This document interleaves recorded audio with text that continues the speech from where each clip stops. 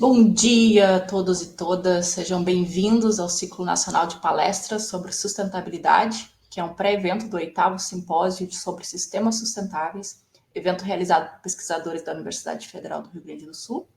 Hoje a nossa palestra será intitulada Planejamento e Gestão do Espaço Urbano para lidar com inundações e alagamentos na Amazônia, com o professor Dr. Antônio Carlos Ribeiro Araújo Júnior, que é geógrafo, pela Universidade Federal do Pará, com especialização em educação para gestão ambiental pelo Programa de Formação Interdisciplinar em Meio Ambiente do Núcleo de Meio Ambiente da Universidade Federal do Pará.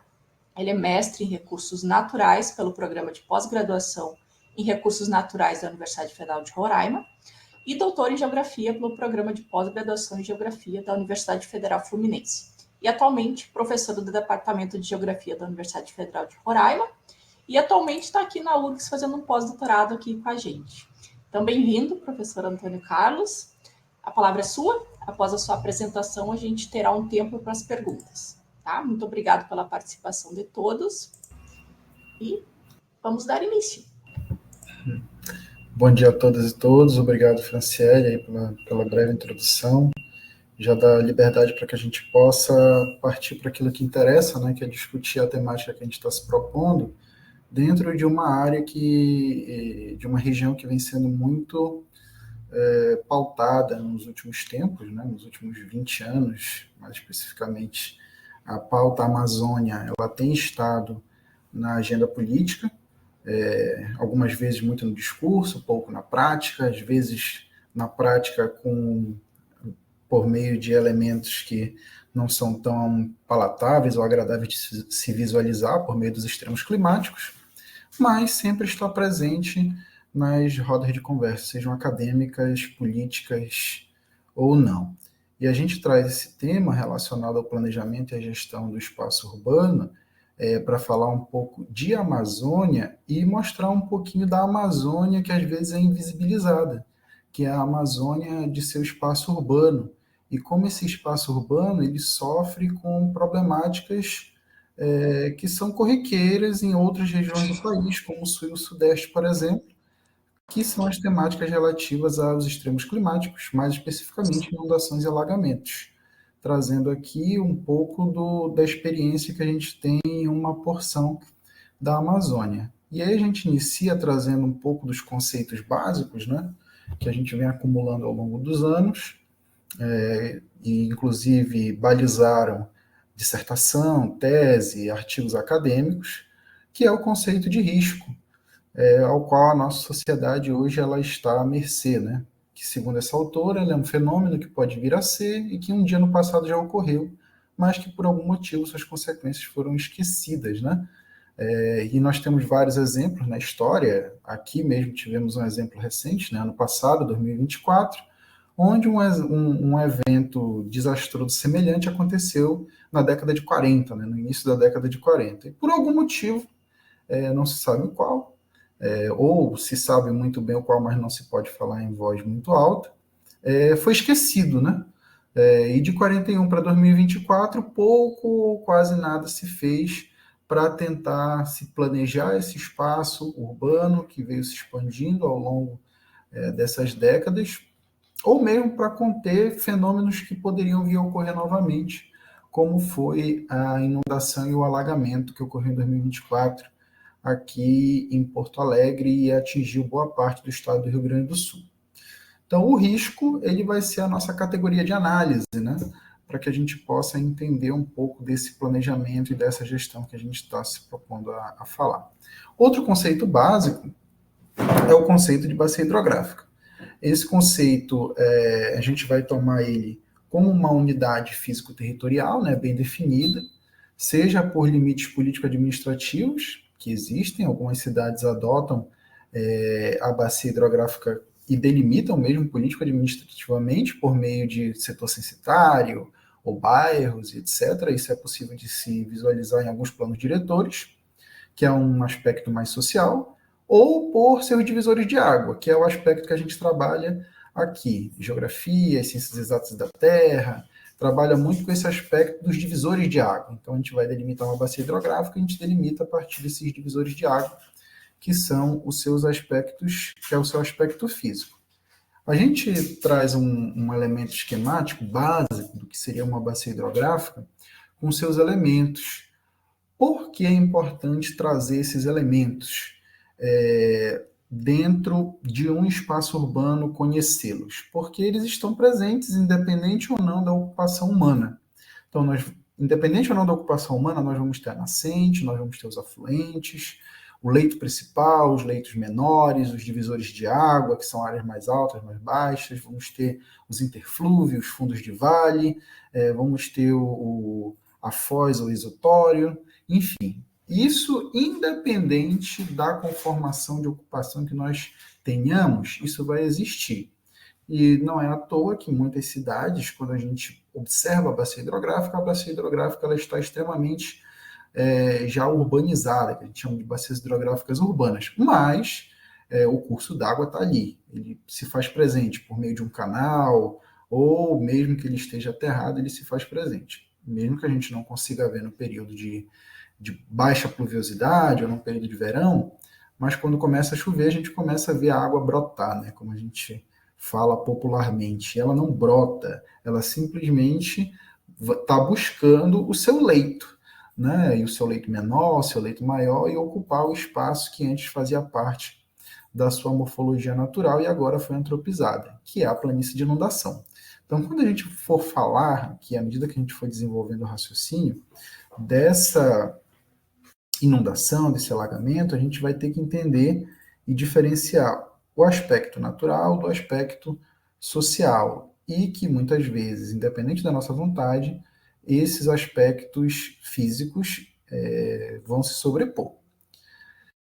Esse dado, para que a gente possa falar um pouquinho mais dessa temática no espaço urbano, mais especificamente nas cidades, é importante. Por que eu considero ele importante? Porque mostra um quadro do que é a região norte do país hoje em termos de ocupação humana.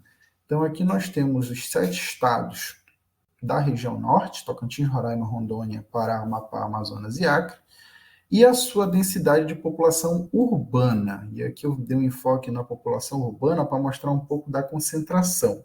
Então, se a gente for pegar hoje o estado com maior concentração de população urbana, é o estado do Pará, com 6.095.530 pessoas habitando o espaço urbano, sendo que só a capital do estado do Pará tem cerca de 1,5 milhão, 1.600.000 pessoas, só a sua região metropolitana.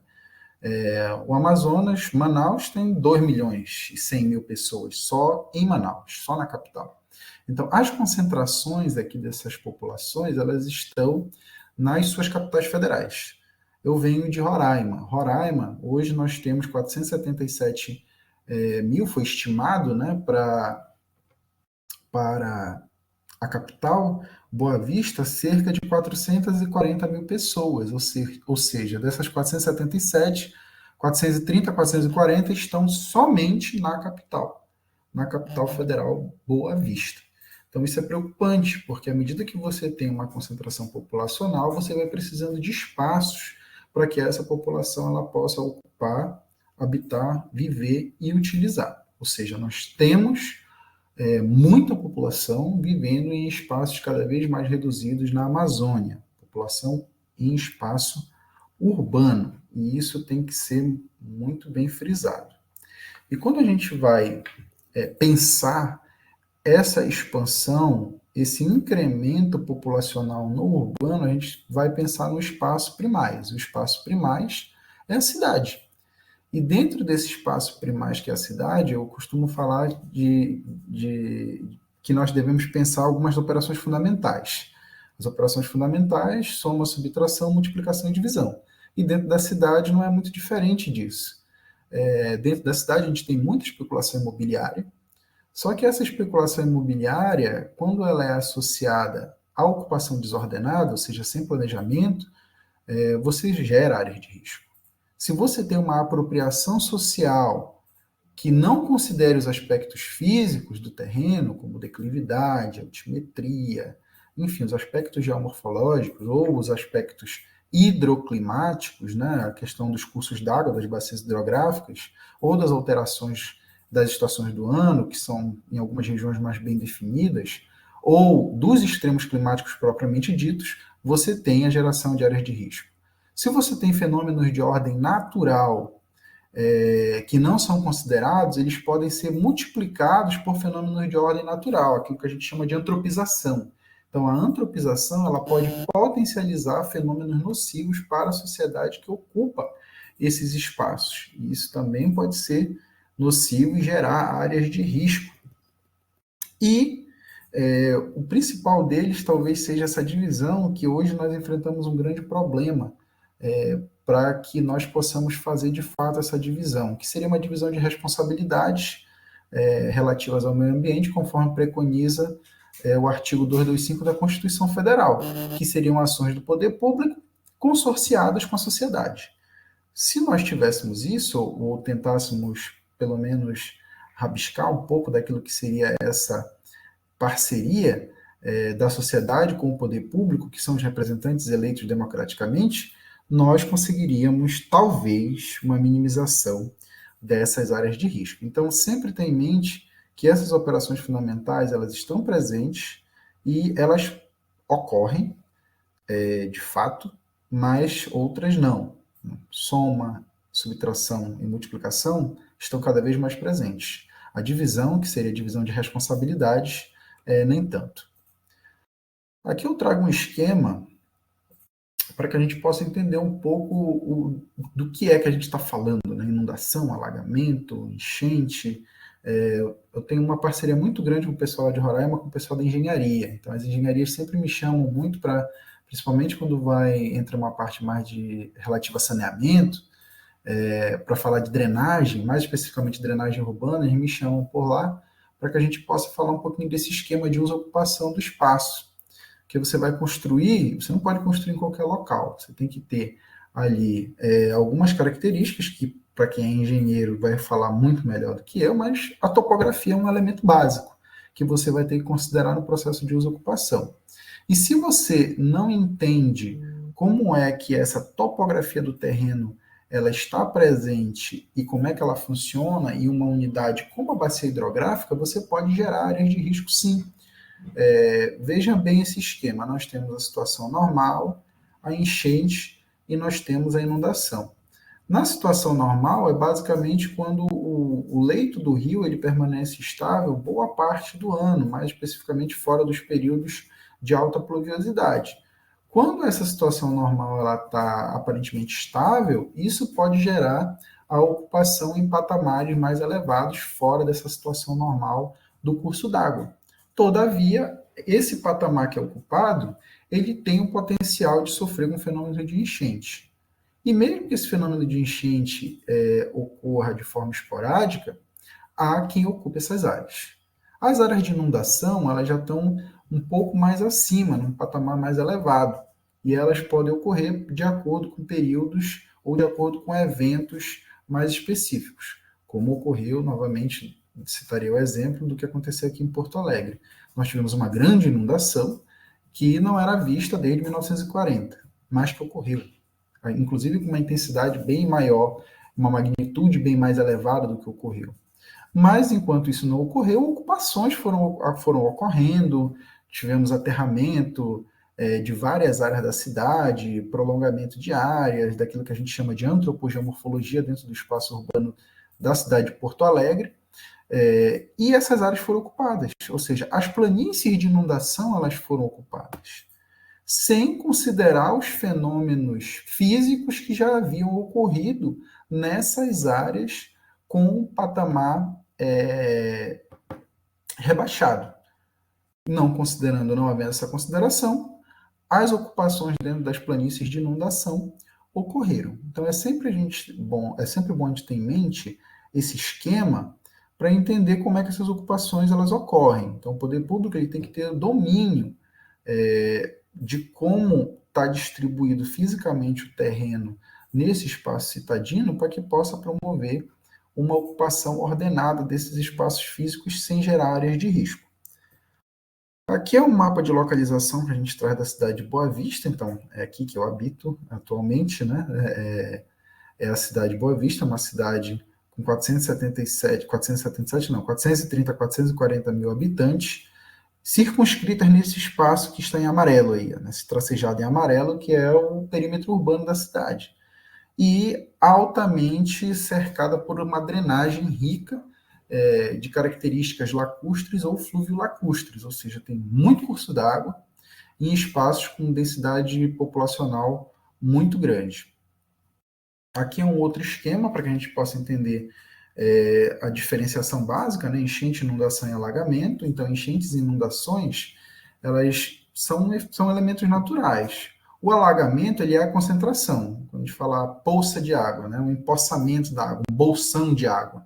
É um alagamento, muitas vezes por uma falta de planejamento adequada.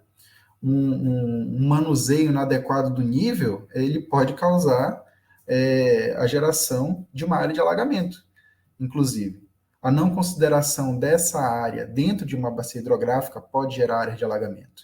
Então, veja bem que nesse esquema aqui da Defesa Civil de São Bernardo do Campo, ele coloca a área de alagamento externa, ou seja, está numa área de interflúvio, mas tem um acúmulo de água, muito provavelmente por conta de um manuseio equivocado de algum equipamento, de uma pavimentação que foi feita de forma inadequada, ou mesmo de uma característica específica desse interflúvio, que não foi devidamente considerada. Ou seja, nós temos elementos que são naturais, mas nós temos elementos que também são gerados. No caso, os elementos naturais, enchente e inundação, o elemento antrópico, o alagamento.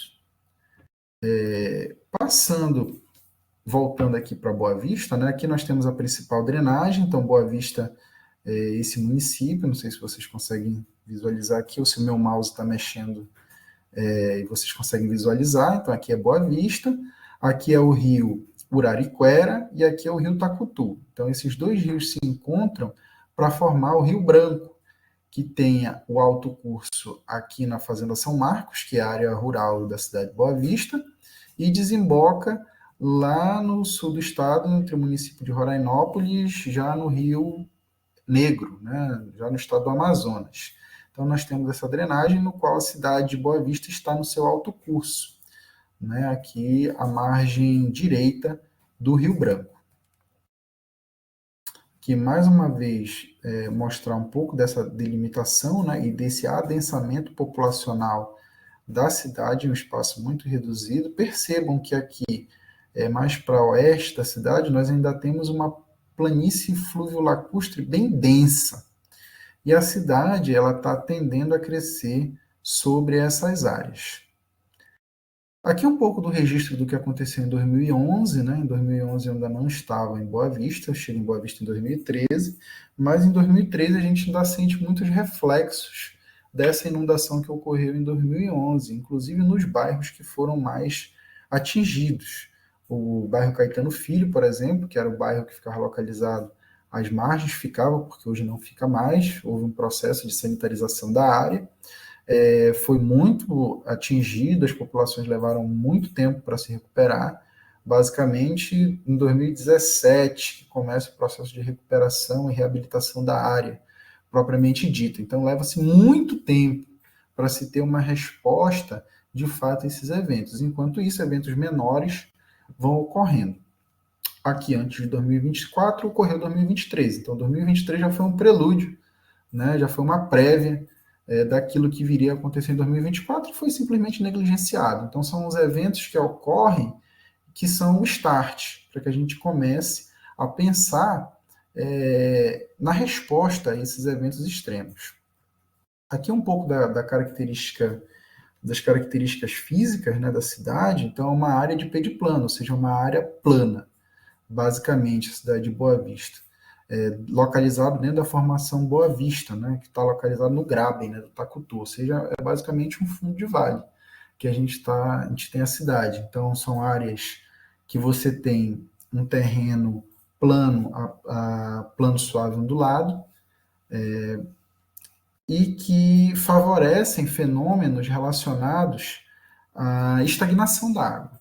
Então, quando você tem muita chuva, que geralmente ocorre nos períodos de agora, abril, e vai até setembro, na região de Boa Vista, você vai ter um acúmulo dessa água e nessas planícies fluvio-lacustres, que foram ocupadas no período seco. Então, é sempre esse contraste que nós temos. No período seco, ocorre a ocupação, quando ocorre o período da alta pluviosidade, você tem a geração das áreas de risco, ou seja, as áreas de risco poderiam ter sido evitadas, mas elas não são, por conta de um descompasso existente entre o processo de uso e ocupação do espaço urbano e o do planejamento efetivo. Ou seja, essa expansão urbana ela não é considerada como elemento prioritário dentro de uma política pública de uso e ocupação do espaço. E isso vai gerar, por consequência, um risco, o risco de inundação que será sofrido pela população. Ou seja, são variáveis que se interrelacionam e precisam conversar.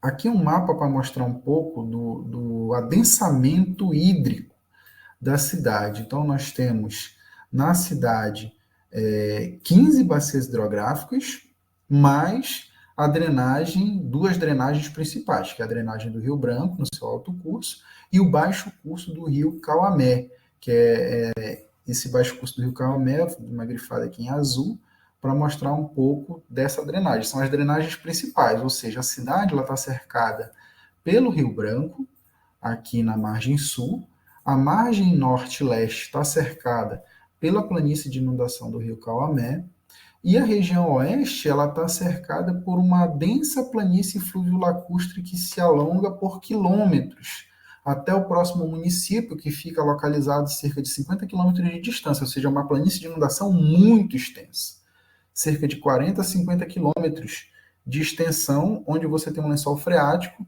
que vai girar em torno de 1,5 m a 2,5 m de profundidade, ou seja, um lençol freático raso, onde nos períodos de alta pluviosidade você vê os afloramentos muito tranquilamente quando você percorre de carro essa região. Né? Falando um pouco dos aspectos hidroclimáticos e geomorfológicos, como elementos físico-naturais de Boa Vista, a gente tem uma série histórica, né, dessas pluviosidades. Fizemos um trabalho em 2015, o qual deu origem a esse gráfico, onde nós podemos correlacionar as altas e baixas pluviometrias com os eventos enos, ou seja, eventos de Laninha e El Niño, e podemos verificar uma certa coincidência. Aqui em vermelho, nós temos uma baixa pluviosidade que coincide com os fenômenos de El Niño. Então, toda vez que nós temos El Niño, em Boa Vista você tem uma redução da pluviosidade. Quando nós temos Laninha, nós temos eventos de alta pluviosidade. Quando ocorre essa coincidência, nós temos os eventos extremos na cidade, né? Que são potencializados pelo processo de ocupação, sem a devida consideração desses fenômenos externos, né? E olhando para Boa Vista, dentro dessa série temporal, é preocupante porque, ao passo que outras regiões do país vão passar por fenômenos de seca, por exemplo, seca e estiagem, em Roraima vai estar chovendo. E quando está, e vice-versa, né? Quando está em seca e estiagem em Roraima, o restante do país chove desesperadamente. O meu exemplo básico foi maio do ano passado. Maio do ano passado, enquanto aqui estava debaixo d'água, Roraima estava passando por incêndios semelhantes aos que aconteceram na Califórnia.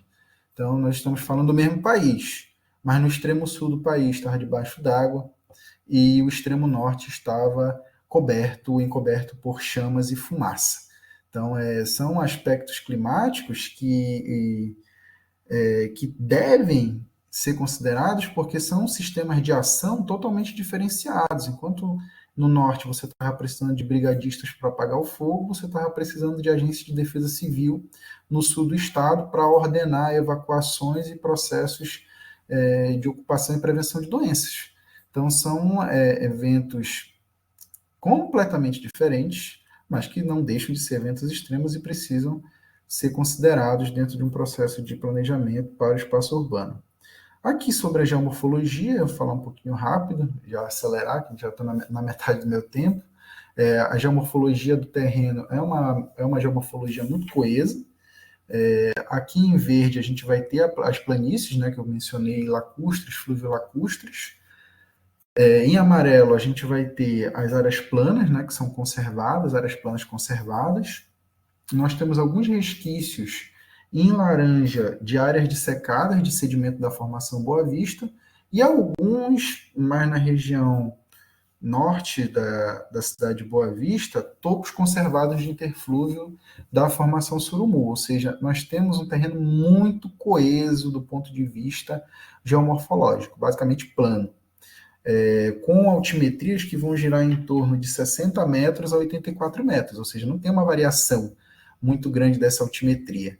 Como fazendo o trabalho, a minha tese eu desenvolvi no Rio de Janeiro, e vários professores, não, você pode usar o modelo X, você pode... Aí eu ia usar o modelo, e quando eu ia olhar o modelo começava em 150 metros e ia até 800 metros.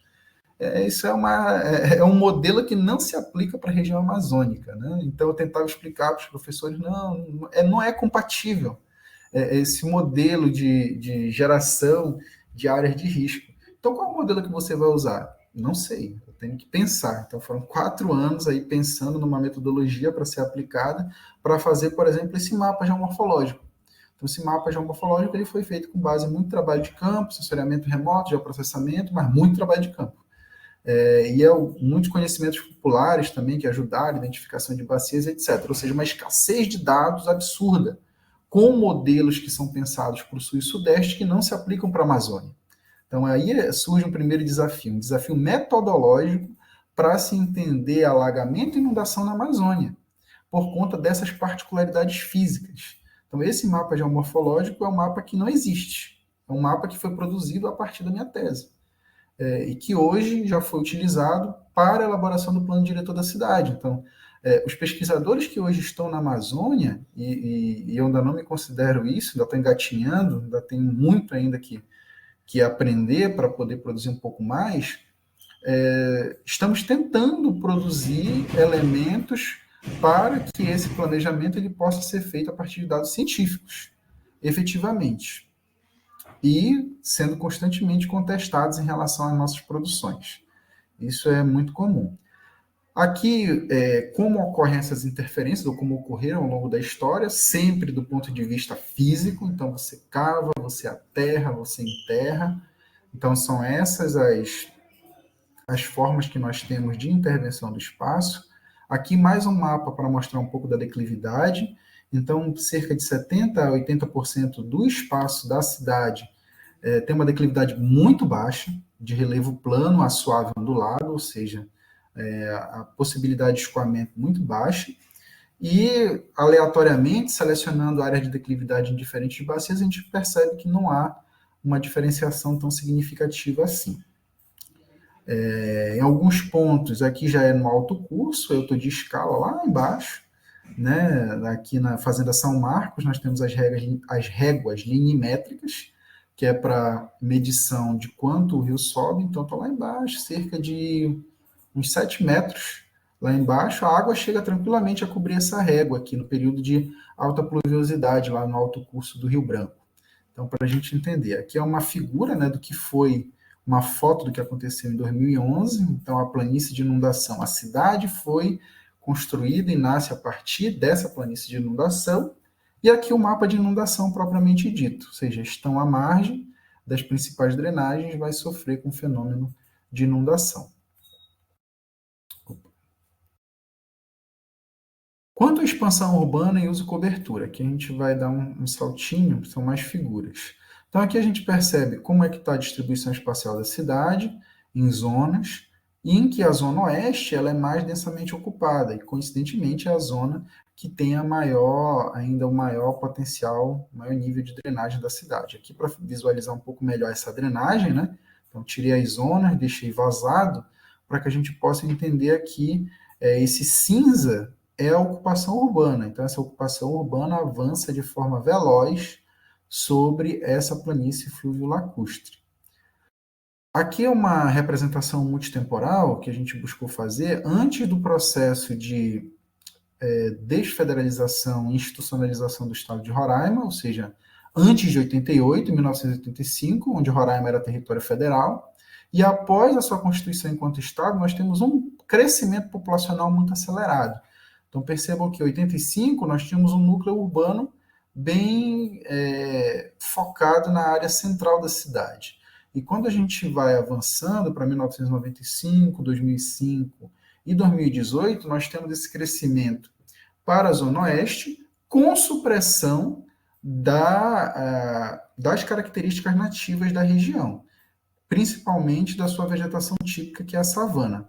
Aqui o gráfico ele vai mostrar um pouco do que é esse crescimento da área urbana.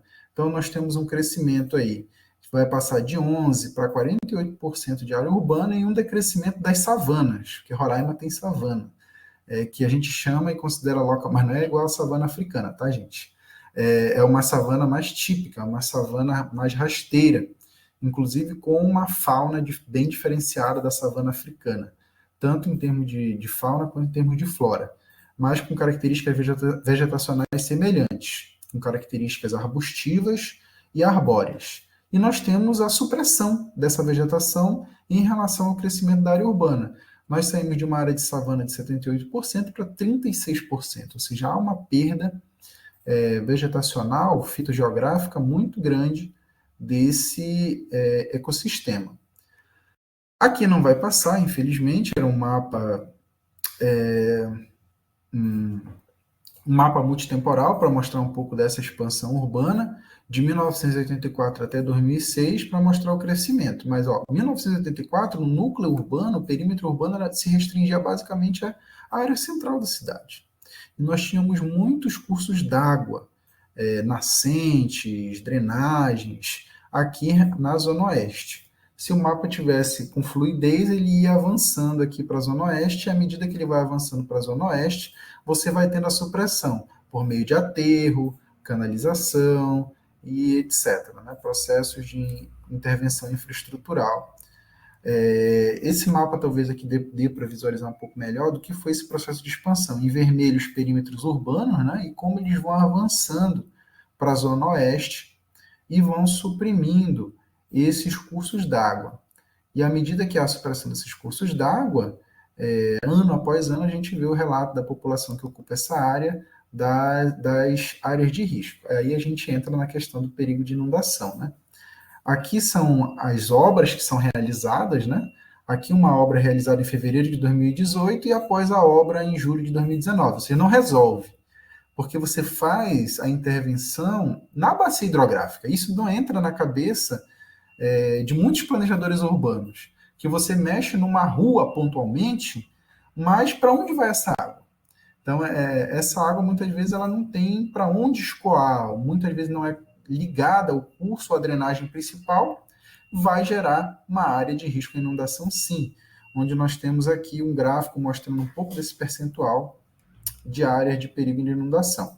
E as intervenções, aqui é um mapa que a gente elaborou para mostrar um pouco das formas lagunares e como elas sofrem intervenção. As intervenções, elas são sempre físicas, né? São sempre infraestruturais. Você retifica, você canaliza, você aterra, você coloca brita, você coloca ponte, enfim, para poder ocupar essa área. Não se considera a dinâmica física desses espaços. Aqui mais umas fotos dessa tão falada Zona Oeste, que eu já falei aqui mais de 30 minutos, né? Então, é uma ocupação que ela vai ocorrer e vai, inclusive, estrangular as nascentes. Então, veja, essa foto central aqui, ela é bem emblemática, porque nós temos um loteamento, então aqui está loteado, e no meio do loteamento a gente tem uma nascente. Então, se a gente pegar tranquilamente o Código Florestal, a gente sabe que não pode, né? Então, você tem uma distância mínima de ocupação. Mas aqui não foi só feito loteamento, foi feito um loteamento e está se vendendo essa nascente junto no loteamento para você ter uma área de lazer. Então, enfim, é uma concepção que a gente tenta entender, eu estou buscando entender ainda na cidade, mas que há uma certa conivência do poder público na hora de fazer o cadastro dessas áreas. Então, há um cadastro que é retificar, tem um parecer, então vai lá o agrimensor do CREA, ele faz a delimitação, passa pela FEMAC, a Fundação de Meio Ambiente, e passa, isso é muito incrível. E esse aqui é só mais um loteamento, porque aqui nós já temos outros loteamentos com as nascentes sendo estranguladas por esse processo de expansão urbana. E falando um pouco do risco de inundação, Fizemos um mapa de risco à inundação da cidade, né? E consideramos aqui, chegamos a algumas conclusões, áreas de alto, moderadamente alto, médio, moderadamente baixo e baixo risco de inundação. Na banca, eu lembro na minha banca, quando eu apresentei esses dados, falaram, não, por que você não considerou só alto, médio e baixo? Porque se eu considero só alto, médio e baixo, eu vou estar desprezando todo o aparato infraestrutural e tecnológico que nós temos de ocupar áreas com potencial de ser ocupado sem gerar área de risco. Que é uma coisa que a engenharia pensa muito. Como ocupar gerando menos impacto? Então, se eu restringisse a análise alto, médio e baixo, eu estaria desconsiderando áreas com potencial de ocupação, por exemplo, moderadamente baixo, que pode ser ocupado, desde que considerada a infraestrutura adequada, para evitar com que determinadas moradias fossem atingidas por inundações, ou ocupar áreas que não sejam atingidas por inundação, enfim. A intenção foi criar uma metodologia que viabilizasse o processo de ocupação, apontando áreas que realmente são impossíveis de serem ocupadas e áreas com o potencial de ser ocupadas mediante intervenção infraestrutural, que é possível. Só que, lógico, a gente não pode trazer uma metodologia de ocupação que considere a infraestrutura urbana do Sul e Sudeste e cair de paraquedas, jogar de paraquedas aqui em Boa Vista, ou em Manaus, ou em Rondônia. Não dá. Tem que considerar os aspectos particulares dessas áreas. Aqui são aquelas fotos que a gente tem, vocês têm também aqui no estado de vocês, né, aqui dentro da cidade, então pessoas que satirizam, andam de barco, canoa, casco de geladeira, enfim, apontamentos mais populacionais, muros que são quebrados para que a água possa escoar, acúmulos de água, né, alagamentos, que perduram aí em determinadas ruas por 3, 4, 5, 6, 7 dias, sem escoamento, e mais exemplos. Aqui outros exemplos daqueles que eu falei, né, mais absurdos. Aqui onde está a seta é onde foi aprovado um EIA-RIMA para ocupação e construção desse condomínio. Agora, como é que passa um EIA-RIMA para a construção de condomínio dentro de uma planície de inundação de um rio de magnitude como o Rio Branco? Então, são os processos de planejamento que são falhos e por algum motivo demoram um tempo para ser embargado. Aqui o Ministério Público entrou com uma ação e embargou esse projeto aqui, o Florais do Rio Branco, né, que ia ser construído dentro da planície de inundação do Rio Branco. E aqui, finalmente, né, a melhor parte, algumas considerações finais. Então, Boa Vista está assentada em terrenos recentes, mínimo 2 milhões de anos, com áreas planas, planícies fluviolacustres, há uma retirada de cobertura vegetal nativa muito grande e uma expansão urbana que estrangula principalmente os cursos d'água, né, que existem na região. O plano diretor da cidade, ele é de 2006, então é um plano diretor bem defasado, deveria ter sido atualizado em 2016, e somente agora em 2024 ele começou a ser revisado, ainda não foi aprovado, tá? Foi para a Câmara dos Vereadores e está passando por processo de revisão. Mas os aspectos físicos dentro do Instituto de Geociências, que é o instituto que eu faço parte, foi muito ativo na elaboração e contestação desse documento. Então, a cidade, hoje, ela passa por esse processo de replanejar, né, as suas áreas de uso e ocupação dentro desse plano diretor estratégico participativo. O nome é muito bonito, mas ele não tem nada de estratégico nem participativo. É uma das constatações que a gente alcança. Considerando que a cidade hoje ela tem um perímetro urbano de ocupação de 124,19 km², nós ainda temos 370,97 km² para pensar. Ou seja, são mais de 60% da cidade com potencial de ocupação que pode ser ocupado. E aí a gente aponta, com integração de dados físicos e socioeconômicos, para que não se gerem áreas de risco à inundação. Aqui é um pouco do plano diretor, eu fiz parte nós elaboramos esqueci o nome agora, um laudo técnico, pronto, um laudo técnico do preâmbulo do plano diretor. E o que nós constatamos? Foi uma equipe multidisciplinar, eu era o geógrafo da equipe, né?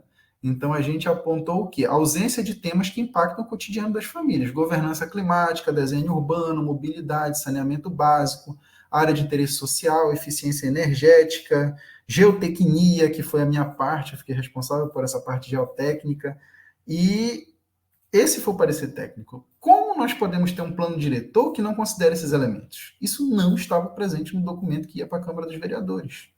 Então, nós conseguimos intervir junto ao Ministério Público para adiar em 6 meses, para que eles pudessem repensar e considerar esses elementos. E por que a gente tem que fazer isso?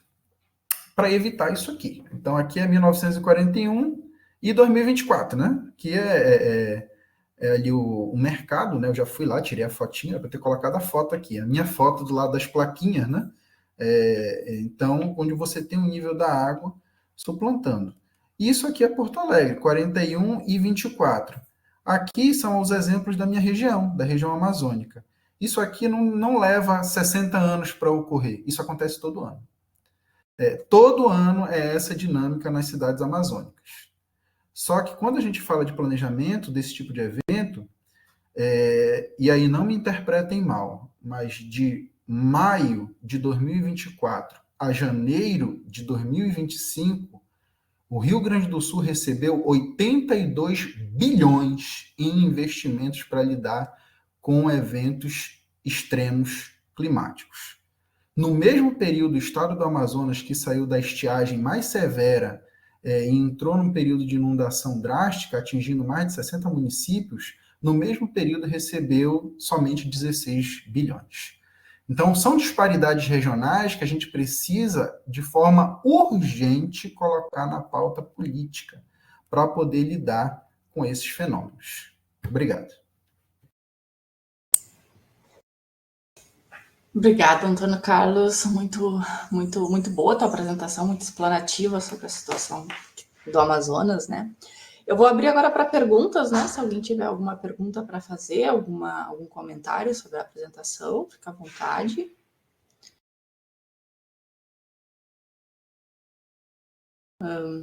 Enquanto isso, eu vou fazer uma. Então, Antônio Carlos, a gente sabe que essa situação da planície de inundação é um problema, né? E é um problema em todas as cidades. E realmente é um negócio que ninguém quer mexer, né? Ninguém quer chegar lá e dizer, olha, a gente vai ter que tirar essas pessoas, a gente vai ter que levar para uma área que é mais segura. Nesse sentido, tu vê uma perspectiva assim de curto prazo para ter alguma mudança nessa situação, ou tem que ser uma situação muito extrema que vai levar essas pessoas a serem convencidas a sair dessas áreas? Seria o caminho ideal, né? Desde o processo inicial de ocupação, mas já está ocupado. Então, o que fazer? Recentemente, a gente encontrou uma tese de uma arquiteta bem interessante falando sobre essa capacidade de resiliência em Belém, em que você tem casas de concreto sendo construídas com um padrão de palafita. Como é isso? Então, embaixo você tem basicamente uma residência de uso comum, mas o espaço de moradia, de habitação em si é em cima, é no segundo andar, porque essas famílias já constroem pensando no período de maré de Cisígia, que vai coincidir junto com a pluviosidade. Isso é fantástico. Não foi o poder público que foi lá, é a dona Maria, que já mora na área há 50 anos, sabe o que é maré de Cisígia, sabe qual é o período de alta pluviosidade e sabe quando os dois coincidem. Então, ela sabe que ela não pode construir de forma aleatória. Ela tem que construir de uma forma em que, caso inunde, ela tem para onde ir. Então, já é uma prevenção feita pela própria população, um conhecimento popular. Isso foi fantástico a conclusão que ela chega, né? Que é uma arquitetura pensada socialmente a partir da dinâmica física do terreno. Que a Dona Maria, o seu José, o seu João, estão ligados ali no que vai acontecer dentro daquele espaço que eles habitaram, e que há 50 anos atrás não era, e hoje é daquela forma. Então, vão adaptando suas residências para lidar com aquele fenômeno, e se você pergunta, você quer sair daqui? Eles dizem não, porque é o espaço de sociabilidade, onde estão os vizinhos, onde tem o comércio, onde cresceram, onde os filhos se criaram e etc. Então, a gente tem que pensar isso com muito cuidado, não é só tirar, é pensar em forma de que como você pode resistir dentro daquele espaço. Mas uma questão, talvez, de adaptação mesmo do que de tentar mudar, né? Porque, de repente, dependendo da situação, nem tem mais essa possibilidade, né? A gente está falando de muitas famílias, a gente está falando de muito tempo que essas famílias estão nessa região, né? Isso, Então tem toda uma cultura associada a isso, né? Mas eu isso. achei interessante essa medida de adaptação e cada vez a gente vê mais, né? Ideias de adaptação associadas a essas questões do clima. Aqui tem um comentário da Lívia, que eu vou ler para vocês. Então a Lívia fala que muitas informações que ela não conhecia e ela está de acordo com essa interpretação, né, que é óbvia, de que os recursos acabam sendo direcionados mais para a região sul e sudeste. E ela queria agradecer, então, as informações que tu trouxe na tua apresentação. Não sei se tu quer fazer mais um comentário sobre isso. Quanto a essa obviedade, infelizmente é uma obviedade que não é lógica, é uma obviedade política. Então, é o problema que nós temos hoje, não por falta de vozes para se manifestar em relação à necessidade que nós temos de investimento. Em maio, por exemplo, do ano passado, quando o Roraima estava pegando fogo, nós tínhamos 1.000 brigadistas formados pela Defesa Civil, pelo Corpo de Bombeiros, 1.000 brigadistas indígenas, inclusive, mas nós não tínhamos edital para que esses brigadistas pudessem concorrer ao recurso para atuar. Enquanto isso, o recurso estava sendo todo direcionado para cá, com o presidente, etc, etc, e os casos de pneumonia aumentando drasticamente na região norte do país, mas enfim, lá é normal. Então, a normalidade do fenômeno climático dentro da região amazônica é algo que nos deixa muito assustados. É normal pegar fogo na Amazônia, é normal inundar a casa do seu José e da Dona Maria, porque são áreas de floresta. E a gente percebe que não. Os primeiros dados dessa palestra mostram que há um adensamento populacional gigantesco dentro dessa área que não é mais a Amazônia da década de 60. É uma Amazônia que tem duas grandes metrópoles, Belém e Manaus, saturada, e que precisa de mecanismos de planejamento para lidar com o fenômeno climático urgente, de forma urgente. Não deveria ser normal, né? Não deveria ser normal. Gente, mais alguém quer fazer algum comentário? Alguém tem mais alguma pergunta?